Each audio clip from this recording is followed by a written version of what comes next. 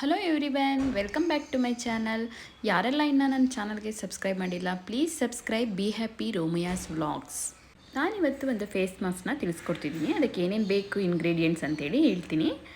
1 ಸ್ಪೂನಷ್ಟು ಕಡಲೆ ಹಿಟ್ಟು, 1 ಸ್ಪೂನಷ್ಟು ಸ್ಮಾಲ್ ಸ್ಪೂನಲ್ಲಿ 1 ಸ್ಪೂನಷ್ಟು ಟರ್ಮರಿಕ್ಕು, 1/4 ಸ್ಪೂನಷ್ಟು ಜೇನುತುಪ್ಪ ತೊಗೊಳ್ಳಿ. ಚೆನ್ನಾಗಿ ಮಿಕ್ಸ್ ಮಾಡ್ಕೊಳ್ಳಿ ಇದನ್ನು ಫಸ್ಟು.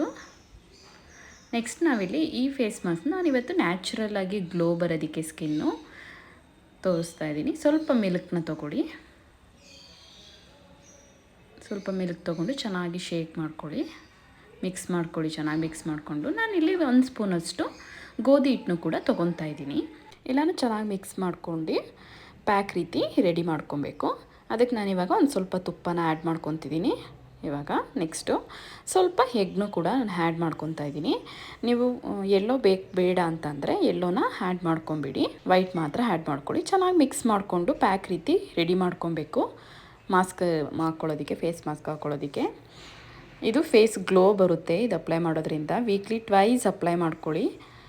ನಾನಿಲ್ಲಿ ಅಪ್ಲೈ ಮಾಡಿದ್ದೀನಿ ನೋಡಿ. 15 ಮಿನಿಟ್ಸ್ ಬಿಟ್ಟು ಈ ರೀತಿ ಸ್ಕ್ರಬ್ ಮಾಡೋದ್ರಿಂದ ನೀವು ಈ ರೀತಿ ಉಜ್ಜಿ ಮುಖನ ಅದನ್ನು ತೊಳಿಬೇಡಿ, ಈ ರೀತಿ ಉಜ್ಜಿಬಿಟ್ಟು ತೆಗ್ಗಿರಿ.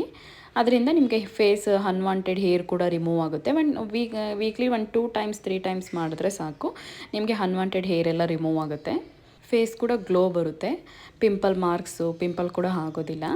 ಈ ವಿಡಿಯೋ ಇಷ್ಟ ಆಗಿದರೆ ಪ್ಲೀಸ್ ಸಬ್ಸ್ಕ್ರೈಬ್ ಮಾಡಿ ನನ್ನ ಚಾನಲ್ಗೆ, ಹಾಗೆ ಲೈಕ್ ಮಾಡಿ, ಶೇರ್ ಮಾಡಿ. ನೋಡಿ ಫೇಸಲ್ಲಿ ಯಾವ ರೀತಿ ಗ್ಲೋ ಬಂದಿದೆ ಅಂತೇಳಿ ತೋರಿಸ್ತೀನಿ ಲಾಸ್ಟಲ್ಲಿ. ಫೇಸ್ ಯಾವ ರೀತಿ ಗ್ಲೋ ಬಂದಿದೆ ಅಂತೇಳಿ ನೋಡಿ ಒನ್ ಟೈಮ್ಗೆ. Thanks for watching.